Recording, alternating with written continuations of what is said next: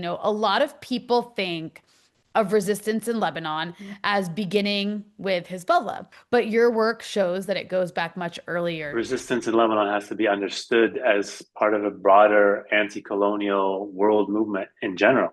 So you have a broad spectrum of Lebanese and Arab parties that have been involved in armed resistance against Israel way before there were any kind of organized Islamic resistance groups.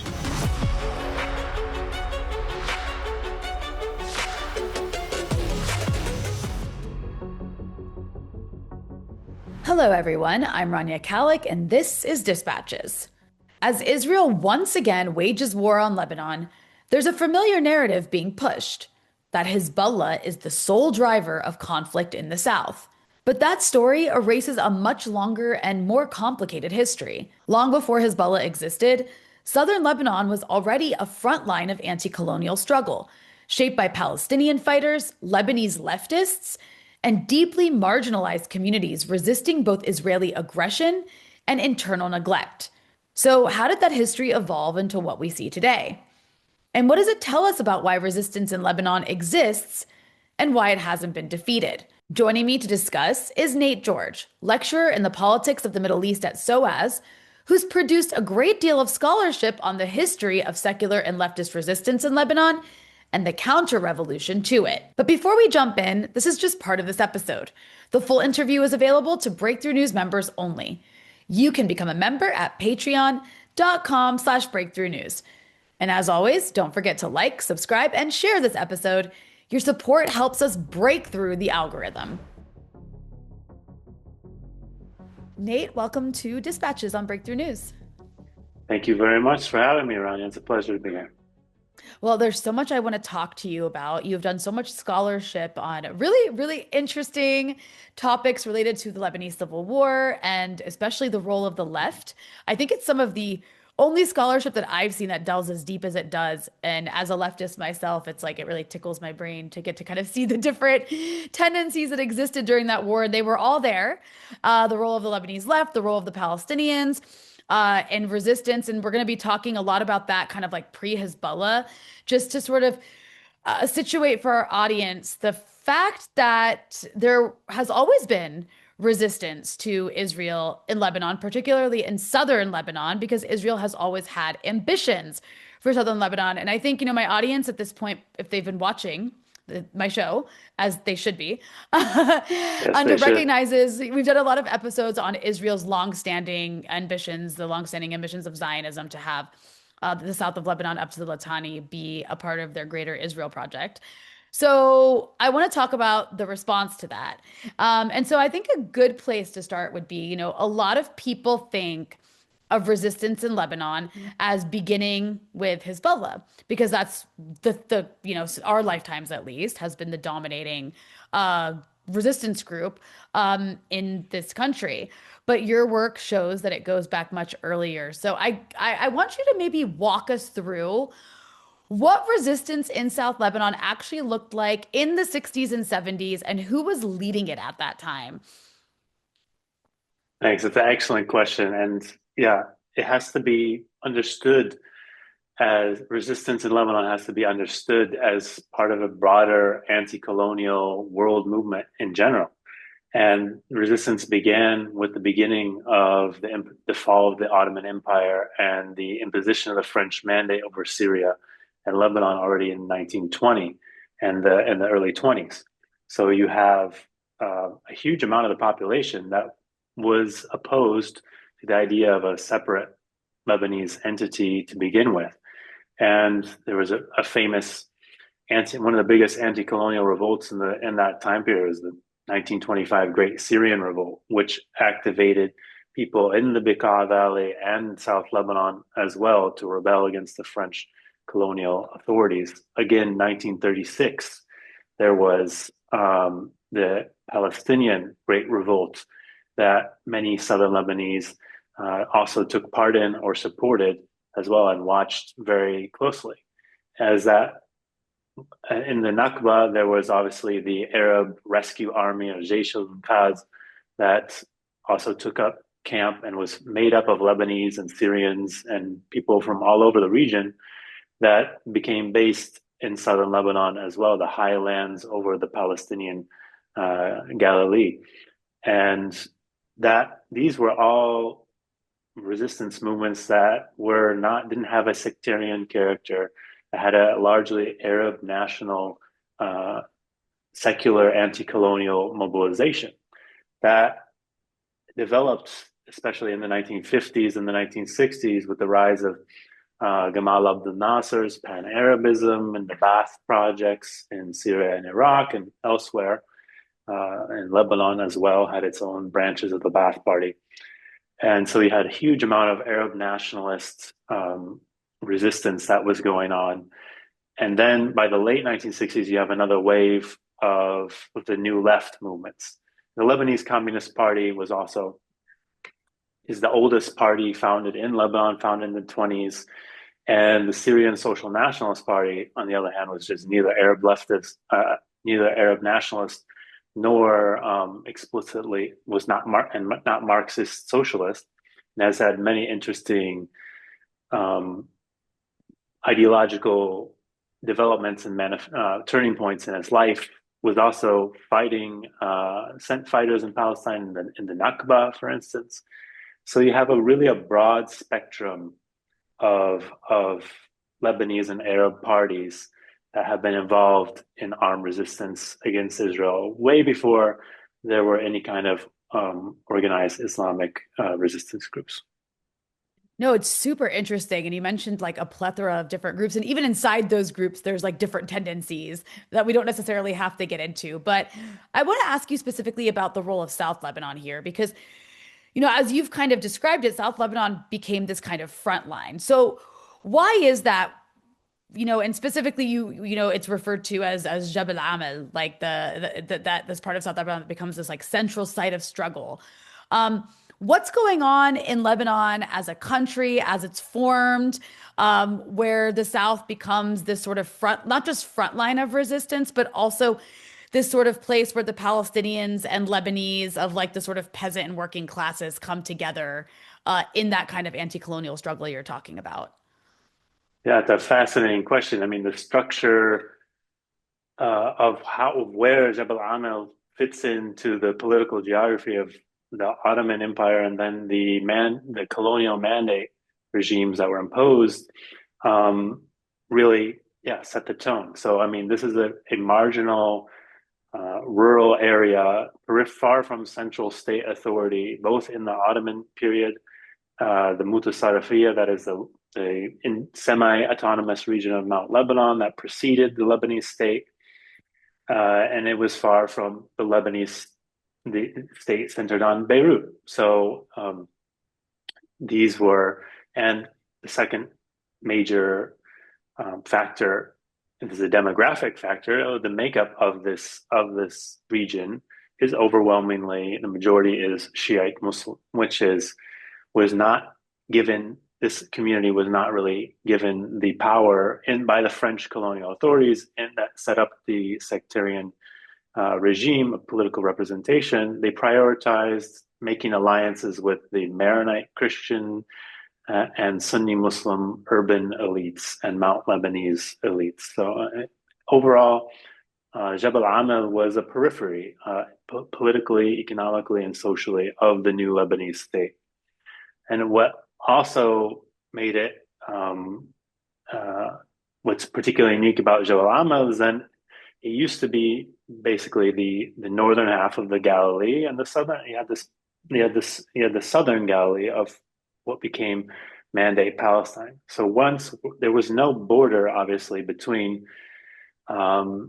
between Jabal Amal and Palestine before the mandate system was imposed. So where you had no border before, around 1920, you had now a geopolitical fault line between French mandated Lebanon and British mandated Palestine. So now you have competing colonial authorities that are trying to there's a lot of negotiation and competition between which villages would be assigned to the French area and to the British area. So the 7 villages that were destroyed in 1948 are a case in point, 7 Lebanese villages that began as part of the French mandate for Lebanon, and then were transferred to the British mandate of Palestine between these inter-imperial agreements. So basically, you have an imperial architecture of politics that is imposed upon the region after the fall of the Ottoman Empire, and South Lebanon, Jebel Amel, becomes a fault line on many levels between the French and the British zone, between the area. Palestine would become a Zionist settler colonial state as well. So you have 3 different colonial projects operating on the fringes of Jebel Amel: the French, the British, and the Zionists. And all that time, this is a rural, mountainous, peasant society that was far from the mercantile, financial bourgeoisie based in Lebanon, where the whole political system was designed around creating a laissez-faire capitalist service economy rather than focusing national political economy on developing rural regions, for instance. So there's a lot of factors that combine here. They have the marginalization of the sectarian community and the political architecture, the loss of South Lebanon's networks, financial, political, economic kinship networks with Palestine, with the Nakba, for instance. And you have the inter-imperial competition between the French and the British that all kind of make this a geopolitical fault line that we're still seeing the effects of today. And then you have the Nakba, right? And that's when you have the expulsion of like 800,000 Palestinians to create this Jewish state. And a lot of those Palestinians were displaced into Lebanon, into South Lebanon. So how does that play a role in the sort of politics of what becomes resistance among these two communities? Great question. So the Southerners, especially the villages that are on the front line, they experienced the Nakba. They were part of it, actually. The army that became the Israeli army, the Yishuv settlement community, they entered and occupied the border strip of land, and especially the southeast near Aitarun, Hula, Blida, Mesa Jabal. These areas that are now today the same areas that are scenes of the fiercest fighting, Yeah. Kfar for instance, where these were occupied in the Nakba, depopulated for a year or so before the armistice agreement, and given back eventually in the armistice agreement by the colonial forces. So these people experienced the dispossession. There was a major massacre that carried out in Hula that many have talked about and written about. Over 100 men, I believe, were killed there. So you had the experience of dispossession themselves. You had the farmlands of many of these villages that got cut off as well. This is famous, like the Sheba farms is often brought up. It's a village in a village that's in Lebanon, and that its farmlands straddle the occupied Jolan, the Syrian Golan Heights. That's just one story which was common amongst all the border villages, for instance. So you have the direct experience of dispossession, and you also have the witnessing of the Palestinian flight and expulsion of 1948. And these villages were the first to receive the dispossessed refugees. So it was the social links and the exposure, the consciousness that the southern villages had about the threat of Zionist settler colonialism was obviously much greater and direct than in other geographic areas of Lebanon. And then I want to ask you also if you can, in parallel to what's happening after the Nakba and a lot of the violence you just discussed that the Lebanese of the South are being subjected to, as well as like a lot of these Palestinians are displaced into Lebanon South. And then they're kind of become a part of the same sort of peasant class that's like used by the rest of the country. Tell us about what the Lebanese state is like here. And maybe it would also help to maybe, you don't have to go too deep into it, but just like a kind of general understanding of like you talked a bit about the French mandate. Um, who was it that the French put at the helm of the Lebanese state? And how did that interact with the south of Lebanon, particularly after the Nakba? Very important question. So there are the partisans or the supporters of the Lebanese sectarian regime of it's often referred to as consociational democracy. We'll say that this parceling out of political power according to community and is the way to include people in the system, make sure that no one is excluded. Everyone has a defined portion in that system.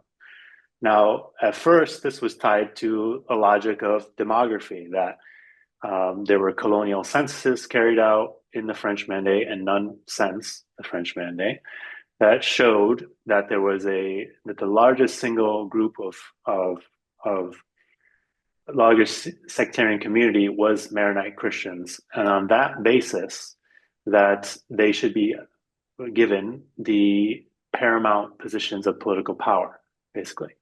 That was one logic that the mandate worked in, that everyone would have a level of power proportionate to their demographic weight in society. That rhetoric has changed over time into being, well, demographics don't really matter.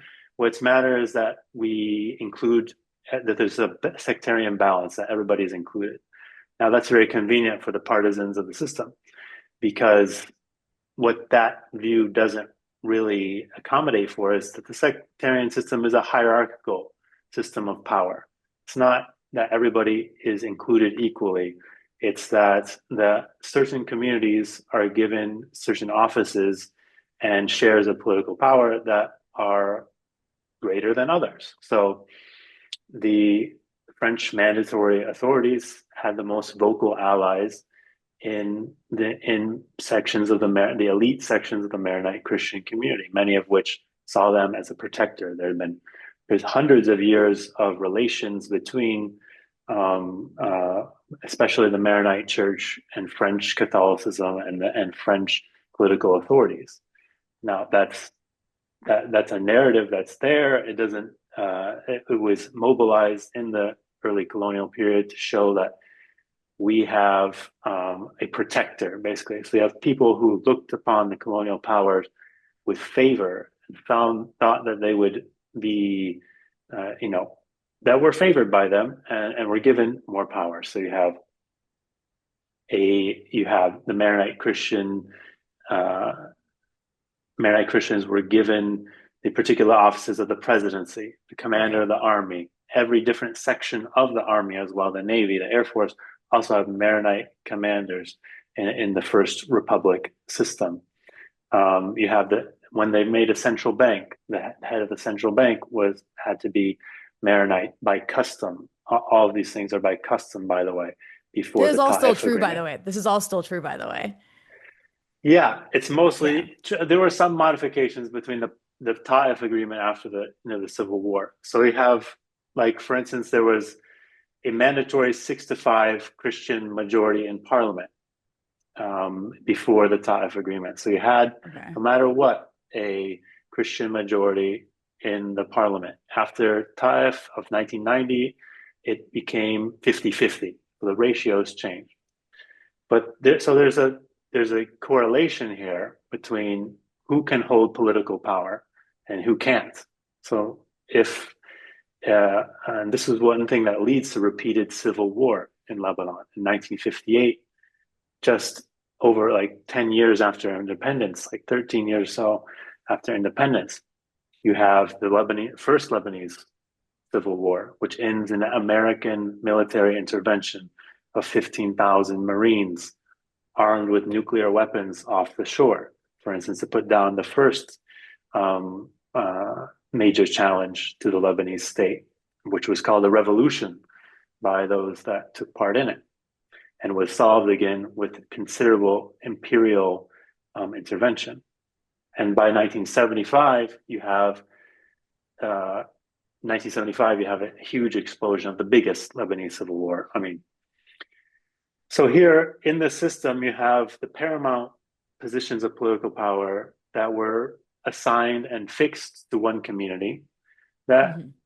didn't have the experience of dispossession by and large in the South, and that saw the elites of that community saw their interest lying less in throwing their lot with the Palestinians or the Southern Lebanese rather than creating a deal, a modus vivendi, or even actually by many of them making a hard alliance with the United States and even Israel and Western countries as being the preferred mode of international relations by them.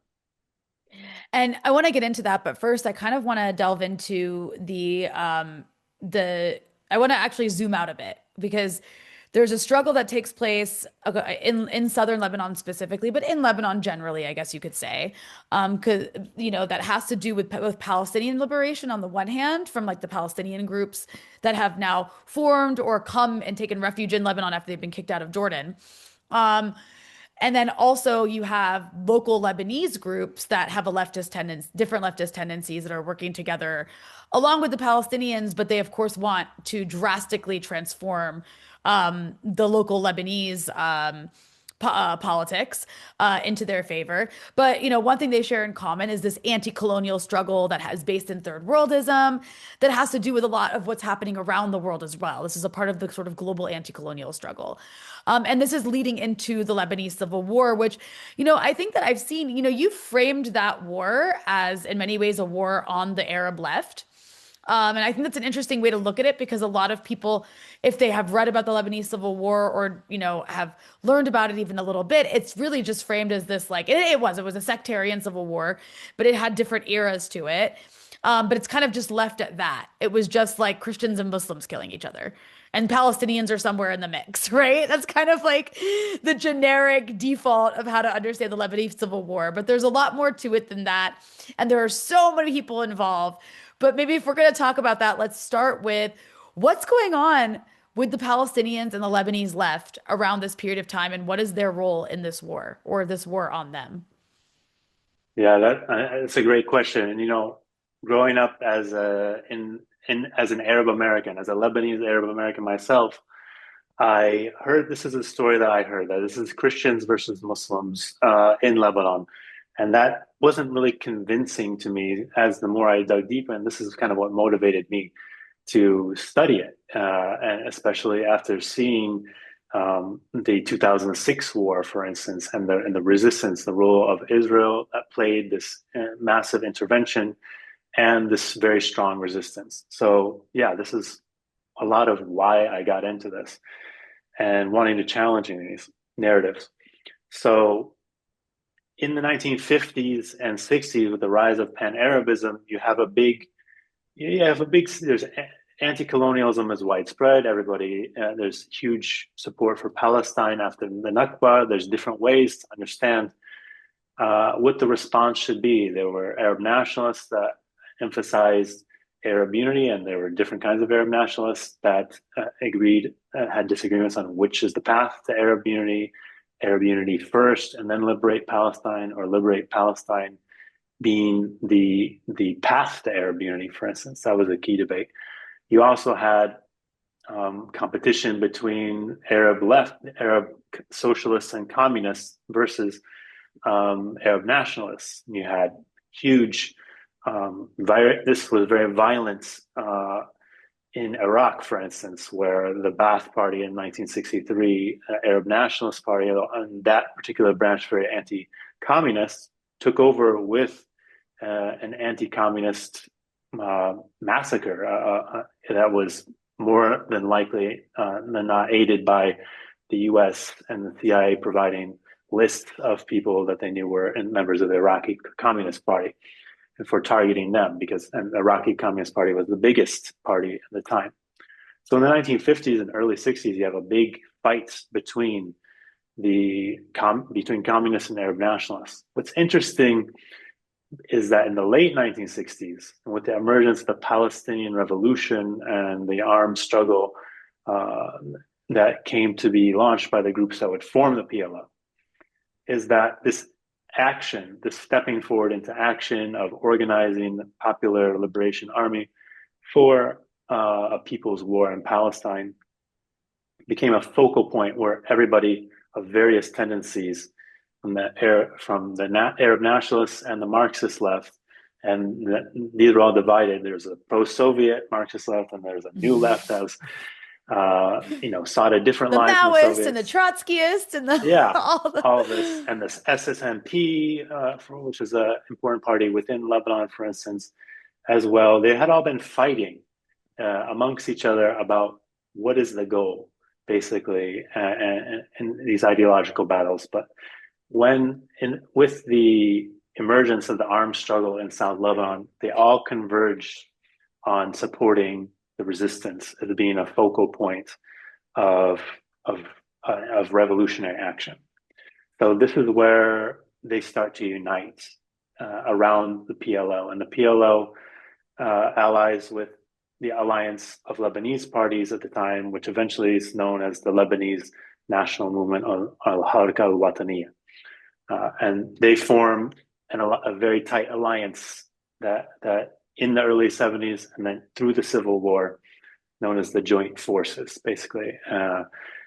And yeah, we can talk about it from there. But there's a lot of people oversimplify that period before the Civil War as a Palestinian imposition upon Lebanon, when all those parties, the Palestinian parties themselves, were filled in their ranks with Lebanese people.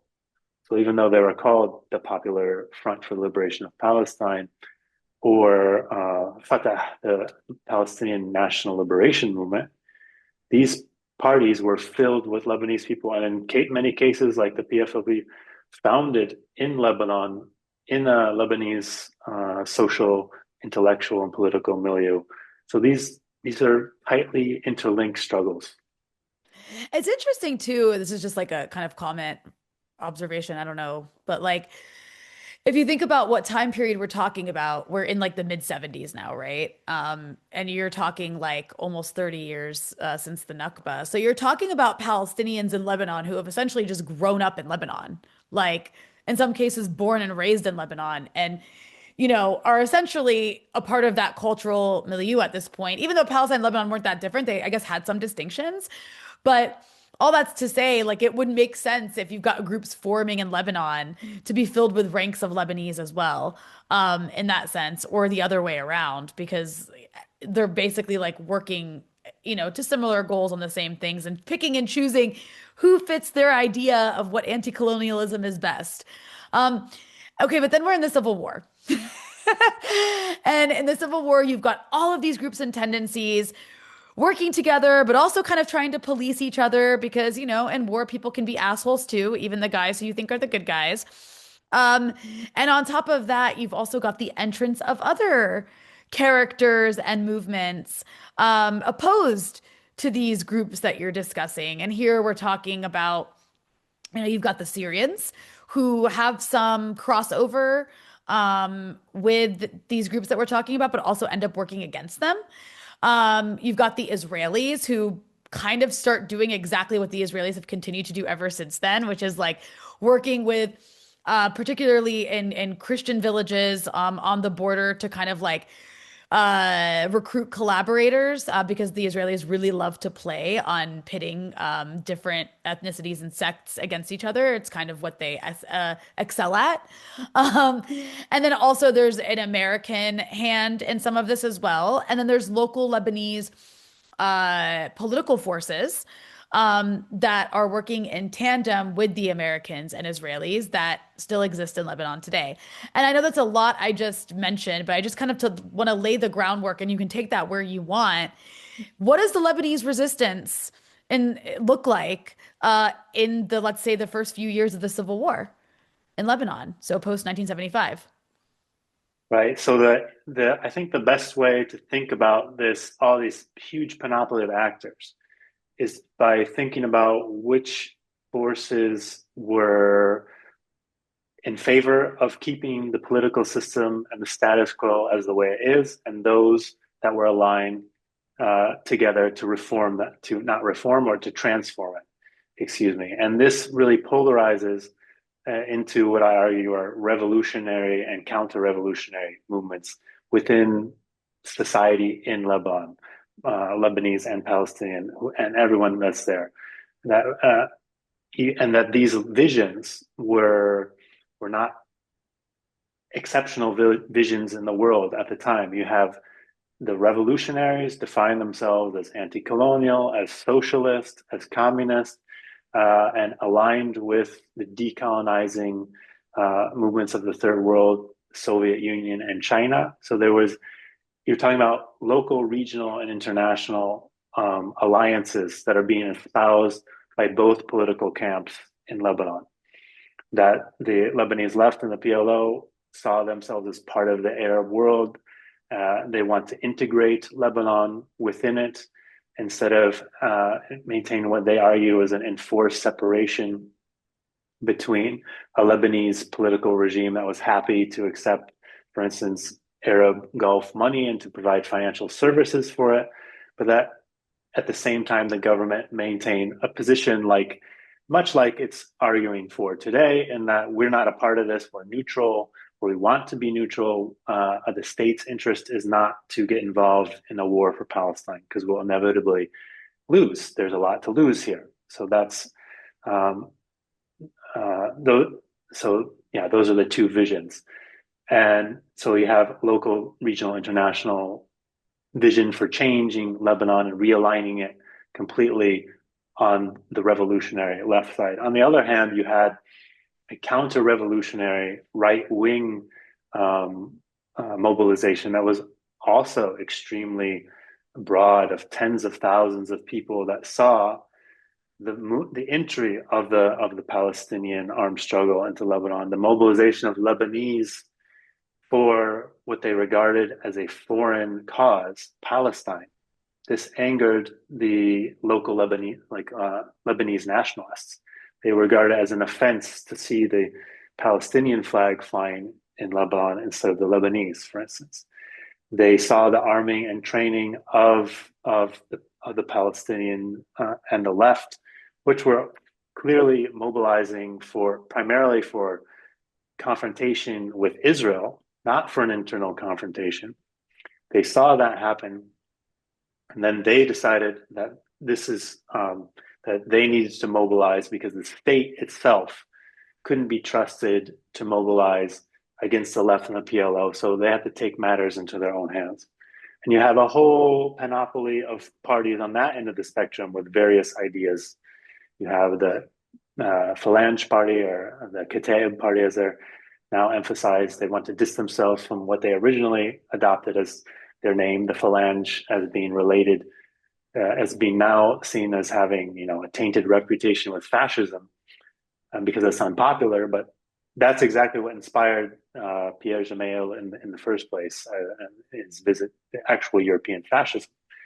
You had the Shamounists, the Tigers, the Namur militia. They had a different ideological kind of makeup. You had the Guardians of the Cedars, etc. A huge, also, right-wing counter-revolutionary. They saw that they needed to rise up and purify the internal enemy from the nation, purify the nation. And for them, they saw the Lebanese Christians as being the party as being the group of people that would lead this regional purification.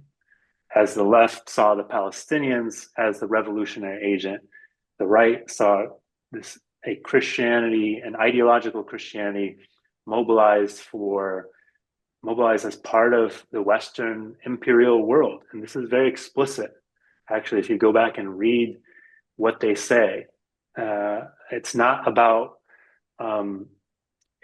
purely about Christian versus Muslim. It's about seeing the Lebanese Christians in particular as agents of civilization and freedom.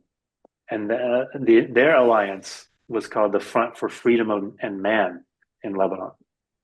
So you have these polarized worldviews that are going on. One to um, uh, the left wanted to abolish the sectarian system and have equal political representation for each community and declare for every single person in Lebanon, in fact, have no sectarian representation, one man, one vote system, and be aligned with the Palestinian revolution, anti-colonial causes.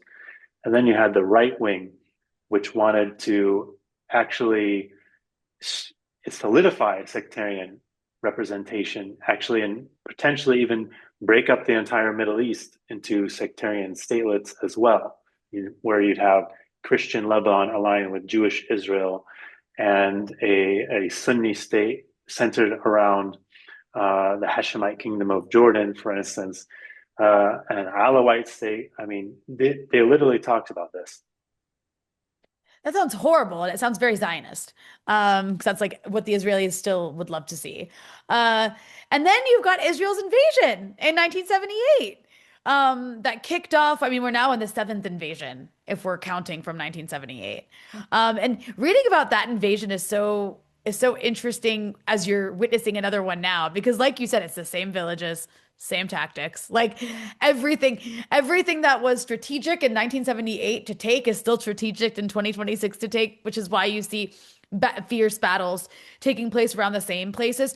You also see the constant displacement, hundreds of thousands of Shias from the south once again, over and over and over, and kind of building into similar problems that displacement causes in Lebanon. Back then, every single time. I mean, it's sad to see the same thing play out over and over again, but it also shows that despite the amount of times that the Israelis have attempted these invasions and sort of it's always the same, they always want to occupy the South. They up to the Litani.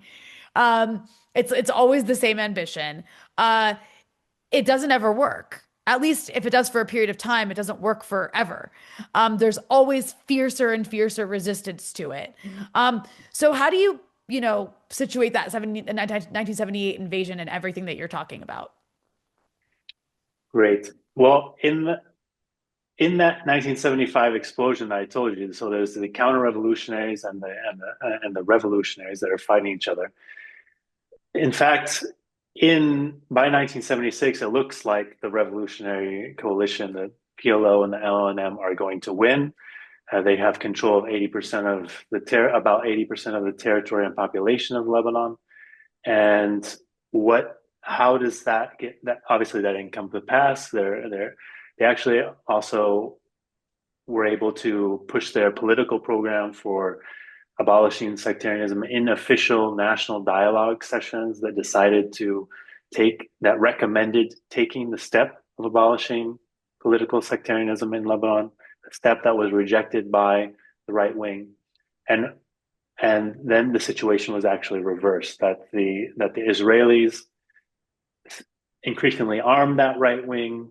They were attacking the South and the resistance and the left in the South at the same time as people were fighting over the control for the Lebanese state in the North. And then the United States, in conjunction with Israel and the Lebanese right and Syria under Hafez al-Assad, negotiated the Syrian intervention in Lebanon to actually push back and roll back the victory and advance of the PLO and the left and to occupy Lebanon. So basically, you had a U.S. decision in 1976 to partition Lebanon between Syria and Israel, where Syria would control the areas basically in the center and the north, and Israel would have de facto control over the south, especially the area below the Litani River. Mm-hmm.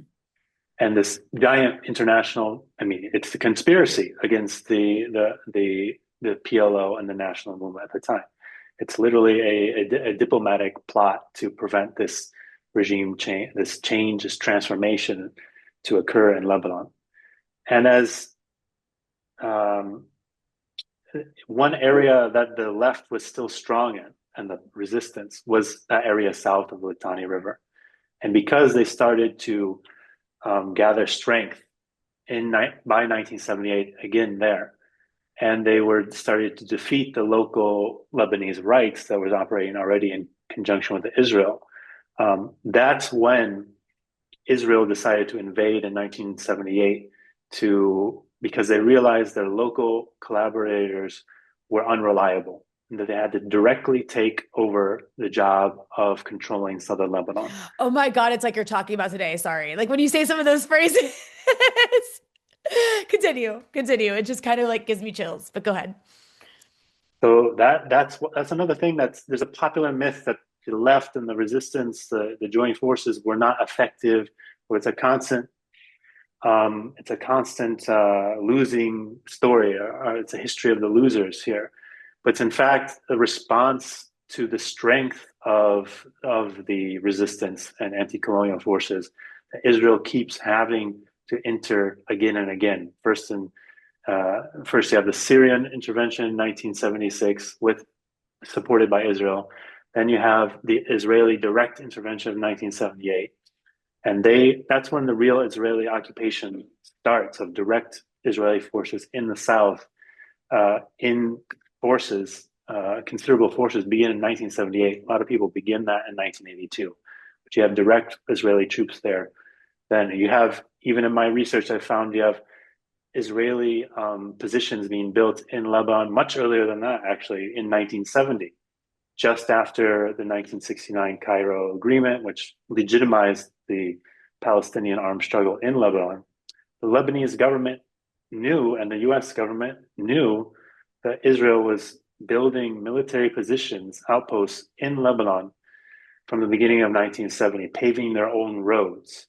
And the Lebanese government at the time welcomed that. They did not oppose it whatsoever, because they saw that Israel was doing their dirty work for them, basically. To use the German Prime Minister's recent German Prime Minister Friedrich Merz says, Israel does the West's dirty work for it. The Lebanese government and the people that have been in controlling of it, and the Lebanese right wing, have for a long time saw effectively, whether they even realize it or not, that Israel is doing their dirty work for them. That used to be something that the Lebanese government was embarrassed about in the early 1970s, 1960s.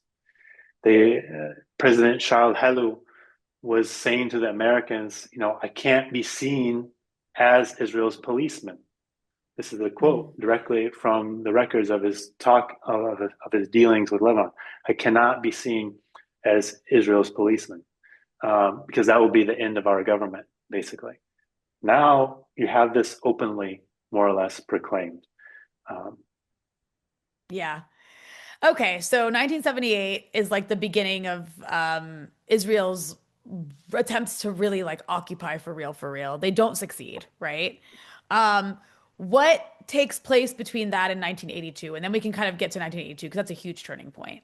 But what's happening with Lebanese resistance post 1978? So another excellent question. This is a very understudied period that I've actually written an article about, or chapter, if people are interested. But it's quite interesting. So here you have the direct Israeli occupation brewing. You have had two big interventions against the Lebanese left and the general wind is knocked out of the sails of what had been a very popular movement until then, by the 1976 and 1978 events. Palestinian parties are beginning to take the lead, even though Lebanese, again, are in those parties. And importantly, you have what happens in 1979, which is the Islamic revolution in Iran, which then intersects. So you have Jabal Amal, which has been an incubator for this time for Lebanese and Palestinian anti-colonial revolution. And you now have, in that population is majority Shia Muslim, which is a huge portion of Lebanese society, probably by that time, the single largest community, which is assigned in the Lebanese sectarian regime the smallest share of the political pie and political power in the system as it operated. And that's why the left was filled to the ranks many of the rank and file were overwhelmingly Shia, for instance. Then you have, 1978's the tail end of the third worldist projects, basically. And you have the Iranian Revolution, which is bringing a whole new political discourse and of Islamic revolution that is easily perceptible, that speaks to directly the direct identity and religious and political experience of the Southern Shia, which becomes the compelling point of reference for many in Lebanon. Not only Shia, but even actually all Muslims. Actually, there's in the early period of the Iranian Revolution, there's a more ecumenical, pan-Islamic sentiment than what it eventually was forced to become. Actually, so you had a turn. Then people started turning from secular modes of revolutionary mobilization, which seemed to be on the one hand losing all the time, and you had this new wind, new revolutionary wind that could be then mobilized in a very convincing manner in Lebanon as well. And you have really a sort of a mini civil war within the Lebanese and Palestinian anti-colonial forces between socialist and Islamic and secular nationalist groups that are competing with each other. You have the communists versus the Amal movement, and the Amal movement itself splits into an more Islamic component, Islamic Amal, for instance. People that end up in Hezbollah, for instance, like Hassan Nasrallah himself, start out in Amal, which is a party founded by the Lebanese and Iranian cleric Musa Sadr, who comes from Iran to Lebanon in the 1960s and begins a movement for the movement of the disinherited, as he called it, for a better share of the Lebanese Shia, to have more share in the political pie within the Lebanese sectarian system. That's that's kind of the modus operandi of Amal and its origins, that it accepted the basis of political sectarianism in Lebanon, but it sought to have a fairer deal for all that's divided. And then eventually, so you had the members of the community that were in the left pitted against Amal, which became very closely associated with Syria and the Syrian intervention, which was against the left. So it's a complicated space there. Maybe I can stop and you can ask for further clarification. Well, no, I think it's interesting because there's still animosity between, I would say when it comes to the way that leftists feel about Hezbollah, for reasons having to do with very contradictory. I mean, there's obviously like a shared belief in resistance to Israel and to occupying Lebanon, but there are very contradictory views of what Lebanon should look like, what kind of society is wanted, and certainly the class politics, the class character, the Marxist nature of the left does not fit in with an Islamist politics that does not have a class consciousness to it, and actually, in fact, seeks to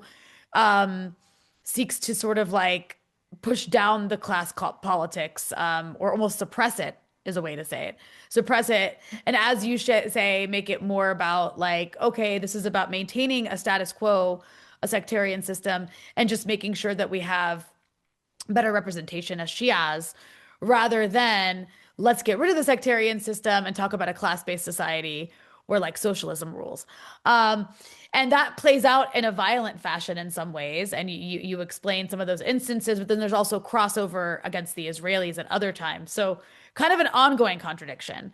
And I don't know if there's more that you want to say about that, but I guess I would ask you, like, how does this bring us to 1982, which is kind of what, is seen as having destroyed the left and, of course, the Palestinian armed resistance in Lebanon, because they ultimately have to like leave the country.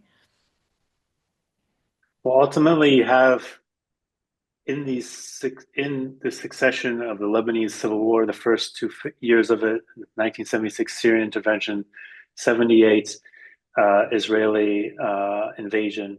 Then you have the changing battle within especially the Shiite community in the South of what kind of change is it that we're still fighting for. The national movement by that time has largely abandoned, if not actually officially abandoned, its transitional program of 75, calling for the abolition of political sectarianism. And so these retreated from these positions, and you have, a struggle for defining what's left of the left, and that ultimately weakens it. And something that's important to mention here too is that the the period of success, really, of the national movement was also under the leadership of a very influential Lebanese politician, Kamal Jumblat, who was a Druze politician from one of the most landed aristocratic families of Lebanon, but nonetheless actually advocated for third worldist, socialist, and leftist politics very sincerely, and was assassinated for this, likely by the Syrian regime in Hey, 1977. we love a good class traitor. Yeah, right.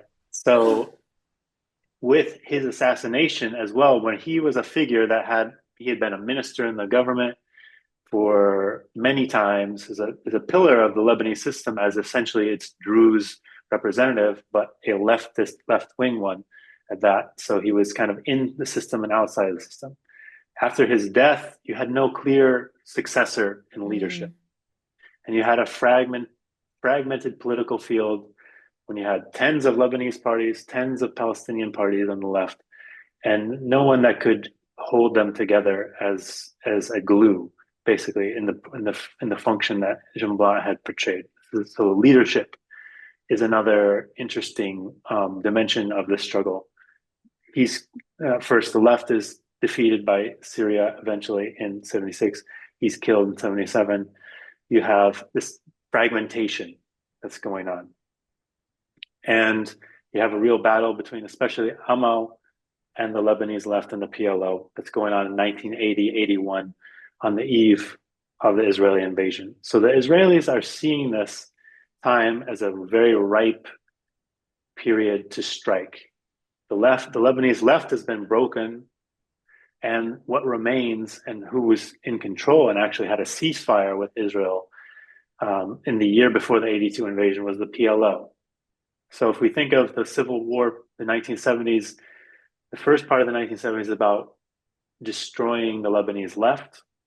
And then you have the PLO remaining. The 82 invasion is to kick out the PLO and destroy that and its social base in 1982. So it's like it's really a phased struggle that goes to the depth of the defeat that was suffered in 82 as well. And I guess I should also mention, I mean, I forgot to have you talk about this. You don't have to go too in depth, but I think it's important to know in 1978, the Israeli invasion did not succeed. They ultimately had to withdraw, right? And that was mostly due to international pressure and from the US as well, because at the end of the day, if the US says stop, they have to stop because it's their parent. Um, and so those are actually factors that are not in play today. And that's when you end up, I think, with the deployment of UNIFIL was 1978, which is still a force that's there today, which just regularly gets killed by bombs from Israel, but nobody says that Israel's the one that threw them. But all that's to say that the 1978 invasion doesn't work out. Israel still has its ambitions. You talk about Israel seeing it being ripe in 1982. So then talk to us about 1982, because it's a pretty historic year for Lebanon in a nasty way. Right. So 82 is Israel's biggest invasion of Lebanon still to date. I mean, they plowed through the south from the north with something like 80, 90,000 troops, reaching Beirut in a matter of days, 3 to 5 days, I believe. We're now 1 month into the 2026 Israeli invasion of Lebanon, and they still haven't managed to take the frontline villages in Lebanon. This is something that was unimaginable in the 1970s and the early 1980s. In 2024, they never got beyond the first line of villages. They had one expeditionary force that went and took a picture by Al-Ache for Beaufort Castle, and then they ran away and went home. Yeah. So we're seeing a qualitative shift in the capabilities of what Lebanese resistance can put up. So that's one key difference between 1982 and now. Another major part of 1982 was they wanted, and remains essentially the goal today, is to establish a government that Israel can control, and eventually a peace treaty with Israel. This was done. They put their they invaded Lebanon, obviously, in August 1982. There were presidential elections in Lebanon under Israeli occupation. Now, for the American listeners out there, presidential elections don't occur, it's not a popular vote. The Lebanese parliament elects the president. And the Lebanese parliament hadn't had an election since 1972 because of the civil war. They stopped running elections. So the Lebanese parliament in 1982 was the same people elected in 1972. A number of them had actually died. You had not sufficient amount of parliamentarians you didn't have a full parliament, for instance. And what Israel and the United States did was put a lot of pressure, including by paying off politicians, by escorting them militarily to the parliament to elect Bashir Gemayel as president, who was the leader of the Lebanese Forces Party militia, which grew out of the Kataeb party, the Phalange party. He was the son of the founder of the Phalange party. The founder was Pierre Gemayel. His younger son was Bashir Gemayel, and he was really the counter-revolutionary par excellence in Lebanese history. He saw his father's generation and then his older brother Amin as being too conciliatory, either to Arab and Muslim interests, and that he pursued a very militant Christian Maronite Christian nationalism. Him and his forces were trained in Israel. They advocated for a strong relationship with Israel and an extremely anti-Palestinian rhetoric, comparing them to vermin that need to be expelled throughout the Arab world instead. So this man was and had consolidated power within the militant Lebanese front, the right-wing Christian camp, had consolidated power by force, by essentially actually killing all of his opponents. There was he called it the unity of the rifles operation. This is going on we talked about the battles within the left, and which are often talked about as being fragmented and competing against each other. What these narratives often leave out is that the right was also extremely fragmented within itself and fighting and killing each other as well. And that includes so the leader today of the Lebanese forces, Samir Jaja, was famously led an expedition in Zgharta in 1978 to kill one of his rivals, Tony Frangieh. It's like Maronite ISIS. It's like Maronite ISIS. Like actually, right? Like yeah, like there's like trying to purify the Maronites of like any detractors, and this guy's still in charge today. Like this guy's still in charge today. These movements are this is an ethno-nationalist, explicitly sectarian movement, and they looked at Israel as being as a model of how to be a minority in a hostile sea of Islam. This is the way that they talked about it. That in order for Christians to have freedom, they needed to be dominating everybody else. They didn't much care that domination is degrading to others. They and see how that produces more and more conflict instead of, let's say, equality. So this So this is the tendency that Bashir Gemayel represents, basically, and he's elected president in August 1982, and he's actually promptly assassinated by a rival Christian party, an assassin. I mean, largely the Syrian Social Nationalist Party, the SSNP. So Bashir Gemayel was killed by another Lebanese Christian who was who was a supporter of the resistance rather than the alliance with Israel. So the idea that this is about Christians versus Muslims, or that it's purely a sectarian conflict, is totally belied by the actual the actual history of this conflict, which is as much an intra-sectarian war between members of a community to define who will be hegemonic within the community themselves. So it's really about politics. The anti-colonial forces versus the philo-colonial forces is the distinct guiding line here.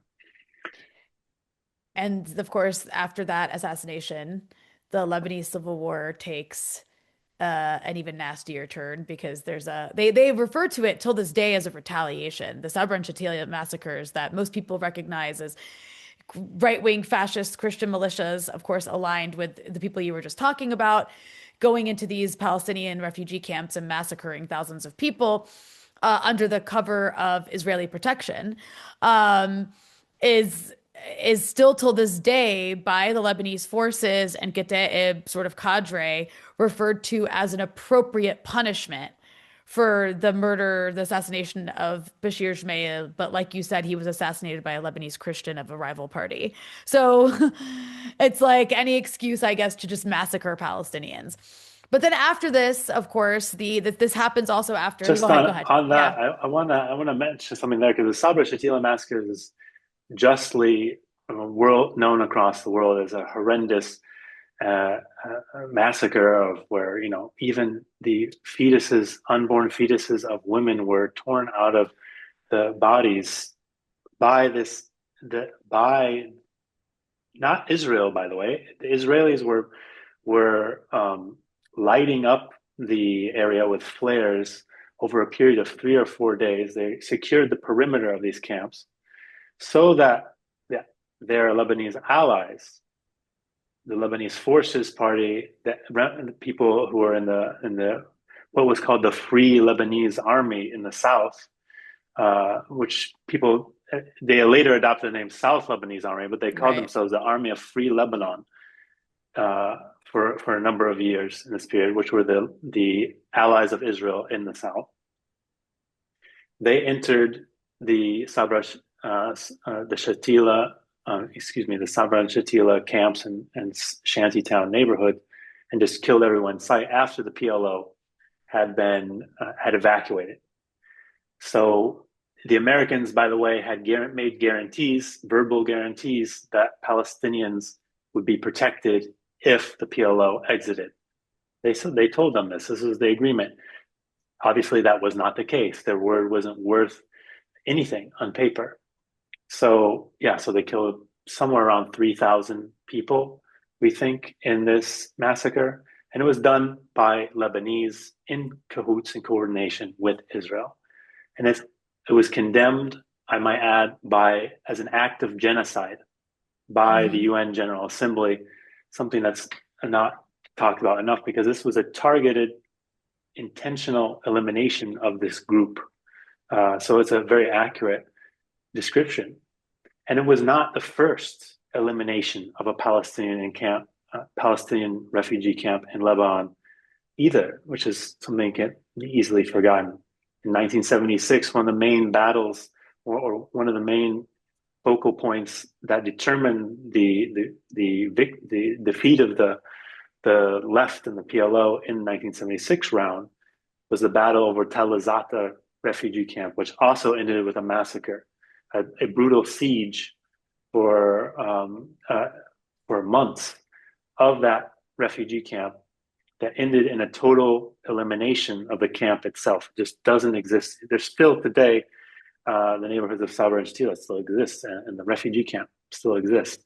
Tel Azata is an empty wasteland right now. And it's doubly symbolic as well because that was generally the poorest of all the refugee camps, and it was situated in a Lebanese, what became the chief industrial zone of Lebanon around Kallis. And these refugees that had no citizenship status and no labor protections were the working class in Lebanon for those very factories. So this shows the combination of the Lebanese social question and the Palestinian question at once, and the continuous threat to especially Palestinian camps that were destroyed, Tal Azata, By the Dikwane, same forces, right? By the same by the forces. same Yeah. political alliance, the Lebanese right wing, the Lebanese Front Alliance of Party. And they destroyed, even the Christian. There was Debeye was a explicitly Christian or majority Christian Palestinian refugee camp within the eastern zone that was overran in 1976 as well. Jisr al-Basha, the same was also. There's like eliminatory practice that the right wing, the Lebanese right wing militias follow in the civil war, and including another important one was the massacre and expulsion of people at Karantina, which is actually Karantina and Masla, which is where people like Hassan Nasrallah grew up. And this is, again, fueling the confrontation within Lebanese society of who can be trusted. The Lebanese Shia that fled the south from Israeli incursions and invasions filled up these slums on the rings of East Beirut, only to be ethnically cleansed by their countrymen at various points in the war. I mean, a lot of people refer just generally to these groups you're talking about as Lebanese Zionists, because I mean the particular forces that you're talking about. I want to be clear here. I mean, we're not talking about all Lebanese Christians, but these are parties that identify themselves as like Christian, basically Christian nationalist parties, right? 100%. They not only want to model Lebanon off of Israel, they are, because they lack the power that I think that the kind of power they had in the time that you're talking about, where they were much more organized in terms of like armed militias. They're not organized like that today. At least not in a way where they could actually confront a group like Hezbollah, which is what they see as their primary domestic enemy.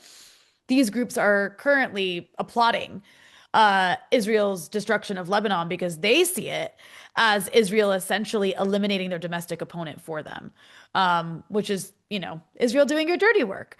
And it's pretty unpatriotic if you want to think about what it would mean to be like a proper patriot to your country.